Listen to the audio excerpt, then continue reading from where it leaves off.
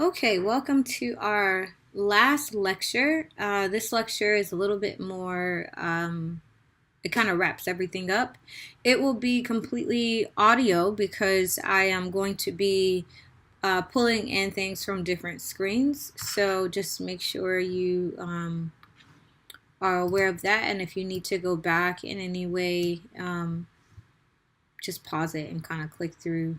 Okay, so first things first, the last two modules, the last two lectures, the first one discuss the whole SME model, and then the second one discuss in detail the challenges and things that you need to adjust and modify for in regards to teaching in the middle and high school and considering the curriculum as you transform it to integrate gifted education. And I gave you some tips in regards to student-centered engagement and also integrating social components to the lessons as opposed to fighting the need for students to interact with their peers. So this wraps it all together and it provides you with the tools to use to do those things. So the Total Talent Portfolio is paired with the SME school-wide model, but you could possibly use this separately.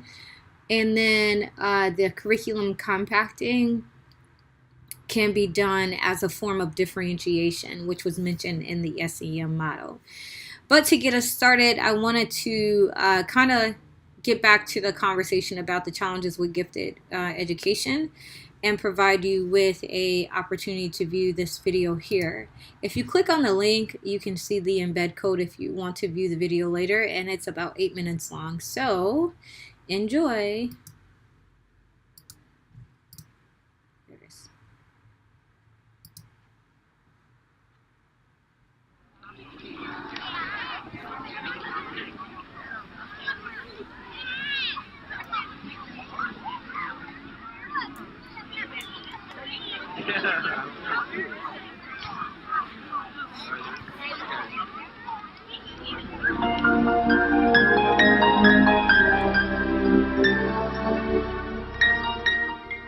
Most people associate giftedness with this as a static phenomenon, that you're born gifted and you remain gifted no matter what happens. And according to psychological science, we know now that giftedness, in fact, has to be developed. It's developed from the outside, from the society, from educators, parents, who provide opportunities to young people. But just as important is that it has to be developed by the young person, him or herself. And that person has to be committed to something which requires a lot of time, a lot of effort, and a lot of discipline. It also requires that they grab opportunities. And some young people are offered opportunities, but they don't take them. The other thing that we know from psychological science is because it's a developmental process, certain variables are more important in the beginning and some later on. The talent development perspective is different and says if there is a psychological profile of high achievers, it's not because it's inherent in being gifted. It's because it's a function of trying to strive for a level of excellence or achievement that most people don't strive for, and perhaps in environments that are not particularly supportive.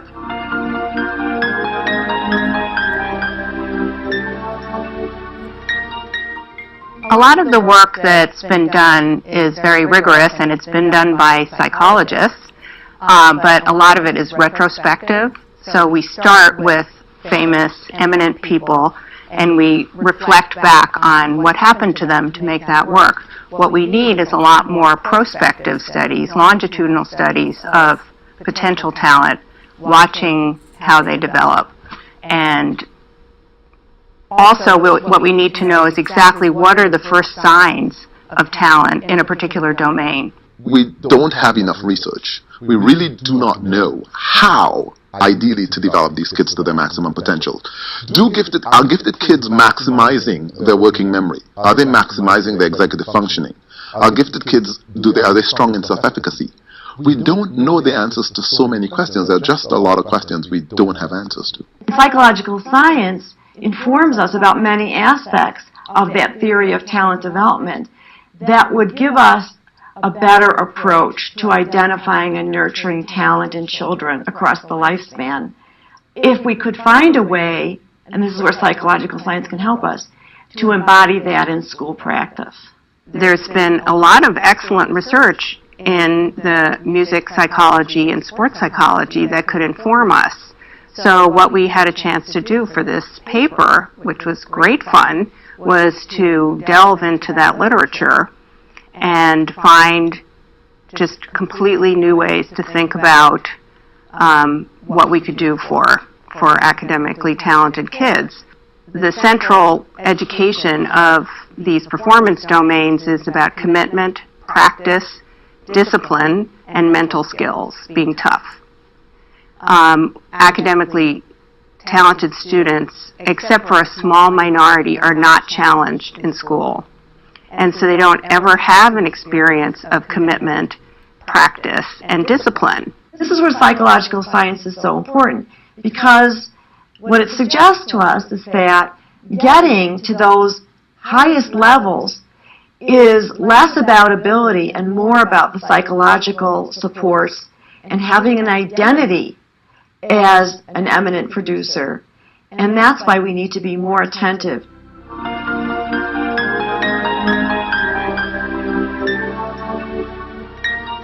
Acceleration is the one practice that the field can point to that's especially appropriate for gifted kids. And acceleration is not a singular concept. Acceleration includes things like entering school early. It includes early access to high school classes, early entrance into college. In order to have a really comprehensive talent development program, we know that schools could not possibly provide everything that a talented young person needs. And even an excellent school program, a top everything program, needs to be supported with out-of-school activities. Having those kids identify their preferences early on. So I like physics. So that means I can do dedicated physics while I do my other subjects, much as a college student athlete has to do dedicated practice to football or basketball while they do their other subjects. Giving dedicated coaching, teaching, specialized teaching, working with the best of the teachers and so forth, all of those kinds of things are things that we can do. The role of the school is particularly important for students from poor backgrounds, from minority backgrounds, who may come from homes that don't have as much what we call educational capital in research. That is, there may be fewer books in the household. The parents want to help their kids, but they may be working longer hours and have less, they may not have a college degree and so forth. And so therefore these kids are coming into schools with less than their peers. And so the role of the school then is not to dismiss what they're bringing with. It's to take what they're bringing and strengthen it by making it relevant to their lives. When we write a paper, we come up with an idea that's novel and we submit it for publication. It often gets knocked down. Do you then walk away with your tail between your legs, or do you say, no, I'm going to another journal? No, they didn't understand. I'm going back to them and explaining it more clearly. That's an important aspect. Is how do you deal with failure? How do you deal with setback? How do you deal with rejection? Those are important aspects about moving forward, and anybody who's been successful across any domain has to learn how to do that.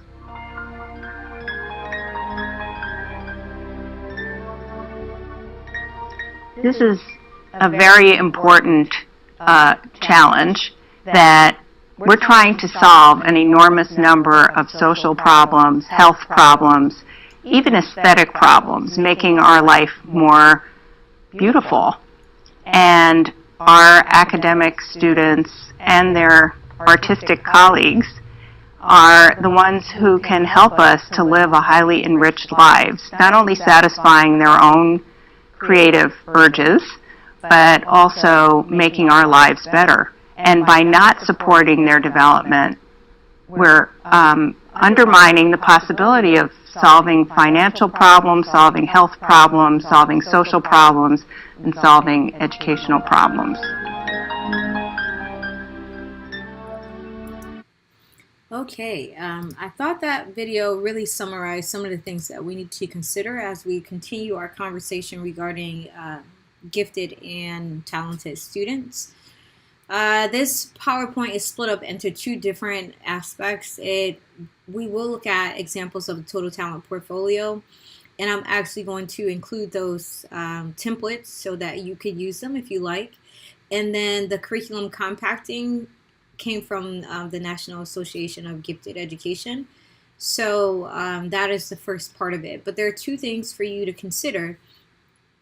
Why do you want to do those two things? So one of the key things that they mentioned is that there's not really a lot of research in regards to how gifted students develop and also how to sustain their giftedness and their talent, especially in middle and high school settings. And I'll speak for myself in saying that as an educator, you are the best knowledge in regards to knowing how these things work because you have a firsthand look into the curriculum development and implementation of it, and you can see how students are engaging with the content and how it's growing them. You see their moments of epiphanies. You see how they evolve and change so rapidly with what you give them. So integrating research into this component can be done with the total talent portfolio because you're tracking what you're seeing as evidence and as document of the progress and how they're progressing and what is helping that progress. So in the current inclusive settings we teach in, there might not exist a reasonable method of integrating gifted education plans such as CEM fully, especially if your gifted and talented student population is small. So I understand that, especially coming from being an educator in secondary settings, it is almost nearly impossible to add everything in that curriculum models offer. However, you can systematically approach it by using the things that are most beneficial if your school does not support SEM completely, and a lot of schools might not. Also, these two methods enable educators to empower students to map and track their own progress while growing the skills and talents of the gifted and talented through differentiated instruction. So, compacting curriculum is huge, especially when you consider the needs and the variety of ranges of needs that you'll be challenged with as an educator as it relates to gifted students and your general education students. So let's take a look here. It is stressed that there are a variety of ways to differentiate. We are already kind of talked about that earlier in the course. Compacting is one of those. What suggests that there needs to be a little bit of compacting? Well, look, consistently finishes tasks quickly. How many of you have been challenged with that? I'm done. Okay, what should I give you to do now? Because I didn't plan for it. Finishes the reading assignments first. Appears bored during instruction time. Brings in outside reading material. I've seen that plenty of times. Creates own puzzles, games, or diversions in class. Consistently daydreams. I am a daydreamer. So there are a lot of ways in which you can see students' behavior suggest that they need more. Here are a few more. Has consistently high performance in one or more academic areas. Test scores consistently excellent. Asks questions that indicate advanced familiarity with material. Is sought after by other students for assistance. Uses vocabulary and verbal expression.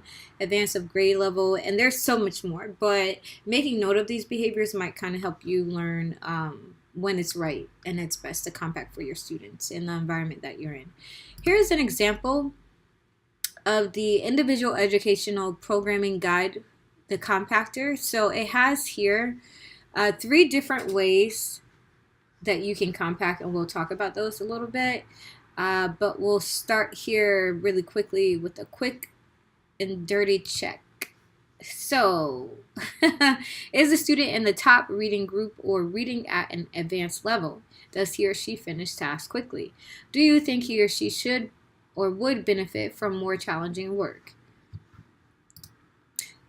The reason why I pinpoint this out is because this might be an indicator if the student wasn't already labeled as gifted that they are gifted, and that you need to make some quick changes to your curriculum, and this might be how. The goals of compacting include creating a challenging learning environment in the classroom and the enrichment program for all students. So everyone benefits. It also enables you to define objectives and guarantee proficiency in basic curriculum. And it allows you to find time for alternative learning activities based on advanced content and individual student interests. So it kind of combines all in one. The rationale behind curriculum compacting is one I think that everyone can relate to. Textbooks have dumbed down at the elementary level with repetitive practice and language, which is something I hinted at in the other lecture, in that students have already been exposed to a lot of the content you will present to them. They may not have the foundational skills of it, but they've heard it and seen it before. So you have to kind of expand and then expound on that knowledge in a way in which is engaging to students. Students already know much of their text content before learning it. The needs of high ability students are often not met in classrooms, and the pace of instruction and practice time can be modified.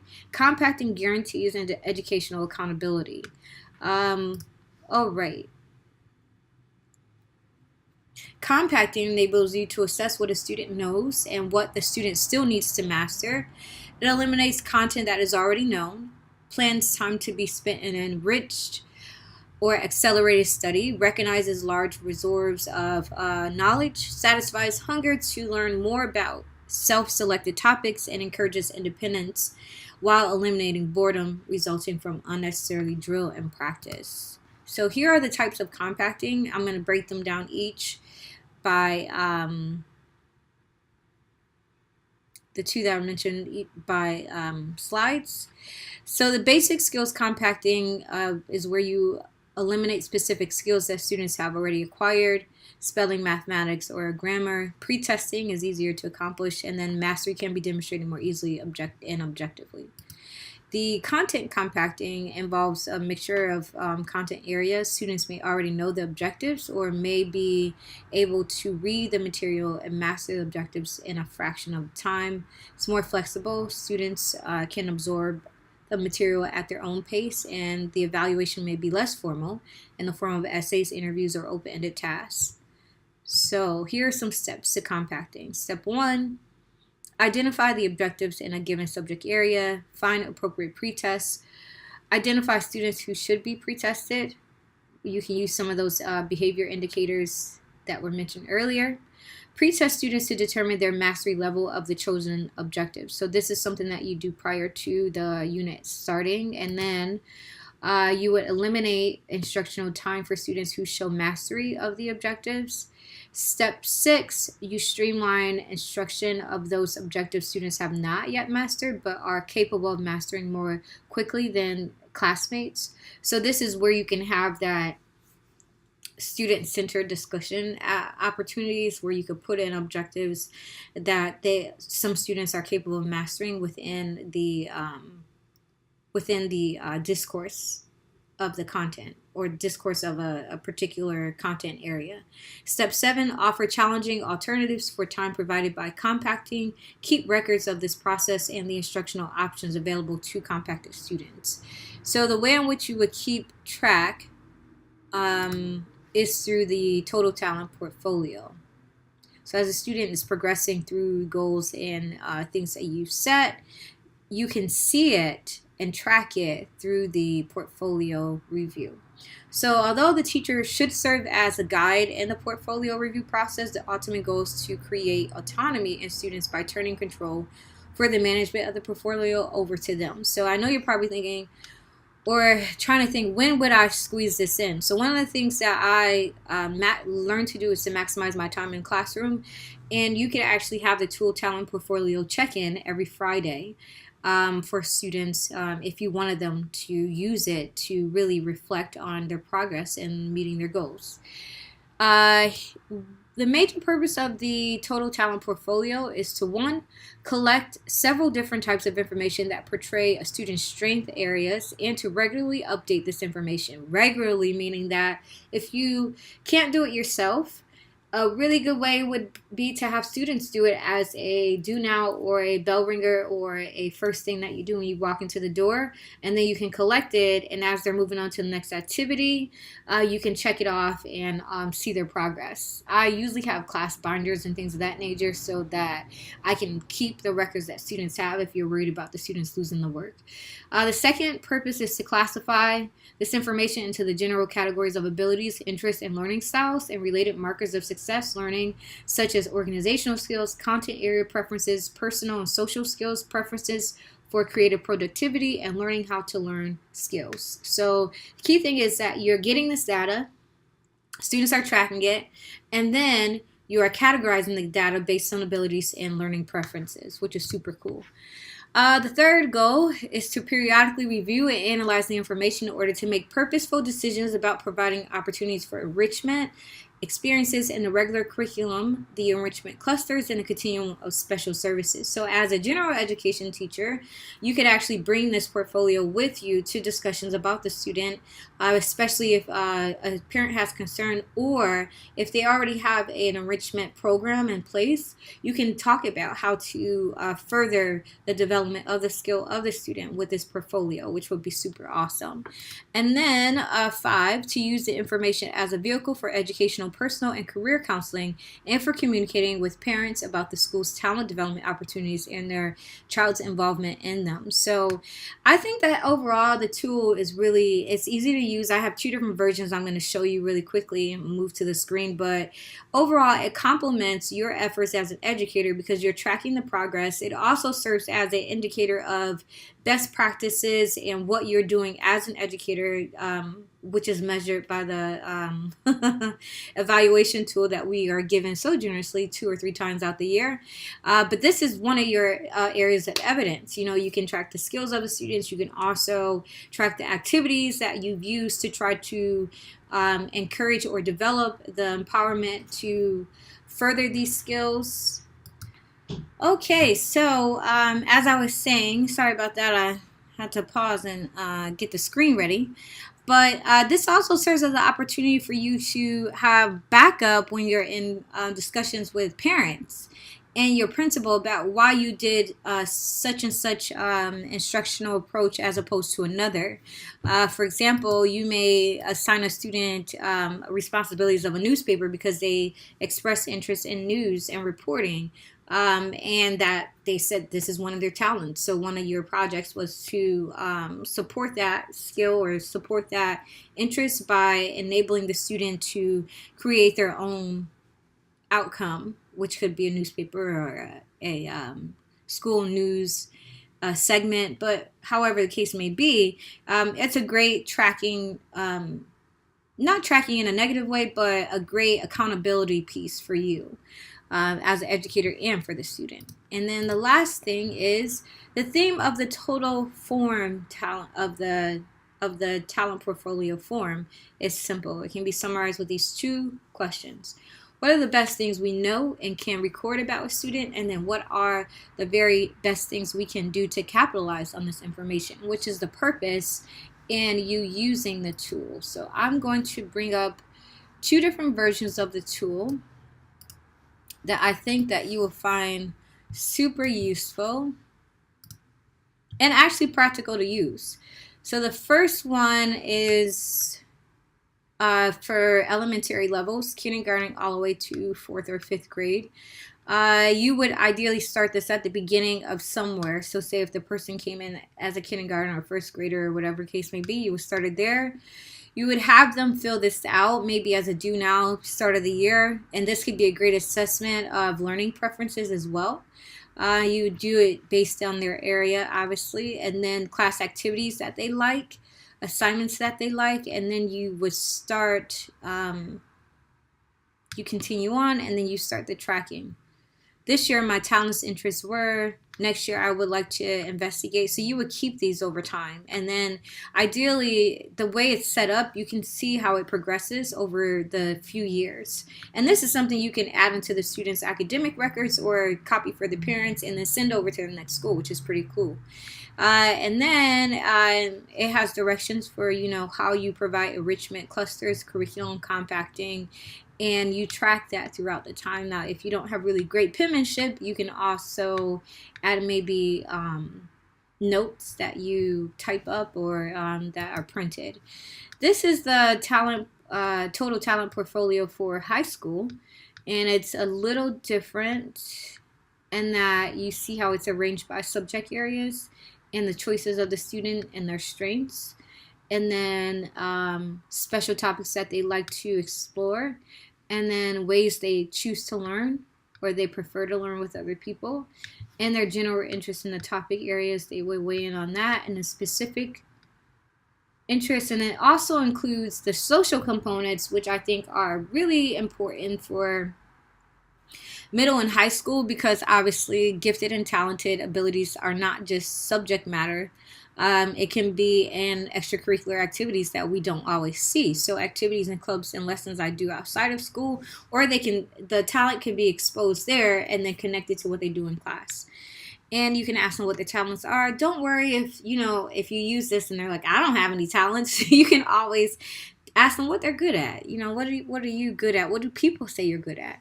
And then their goals. I think having students set an academic goal, a social goal, and also a personal goal are really good practice for their future, because everyone has something they want to work towards, and typically this is a question that they will be asked a lot going forward as they develop as adults. And then here's the modification, differentiation, and enrichment provided. So you would then track and monitor, and you can add notes for that. And it's pretty cool, especially if you do this throughout the year and you just copy sheets over and you add to them. So all in all, I think that it is doable, especially if you're interested in kind of tracking and growing your students. It's just an effort thing that you need to do. Okay, well, this lecture is over, and if you have any questions, feel free to email me or call.